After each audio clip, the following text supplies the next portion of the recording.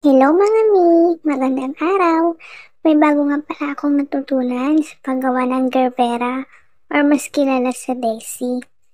At mas madali siyang gawin para sa akin kasi makikita ko kagad kung pantay-pantay ba o hindi.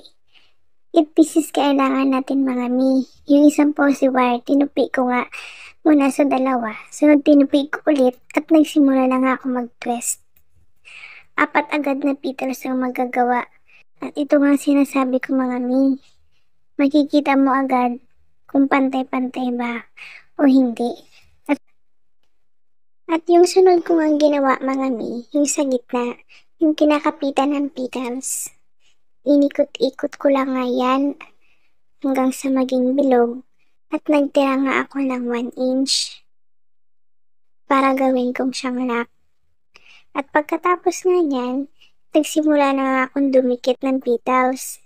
Dulo by dulo muna ang ginawa ko mga mi. Para balance at hanggang sa maubos na ito. Double nga pala ito mga mi ginagawa ko. Pwede naman single, pero para sa akin mas maganda tingnan kung medyo makapal. O ayan, malapit na nating matapos. Pwede mo siya tingnan sa harap kung pantay ba siya o hindi. At pagkatapos nga mga mi, gumawa nga naman ako ulit yung sa gitna para mas maganda tingnan. Kulay orange na palang napili ko. At dahil white nga naman ang petals nito. Inikot-ikot ko lang nga yan mga miss stick hanggang sa maubos. At ito na nga, dinikit ko na gamit ang glue. Yun lang mga mi, thank you for watching.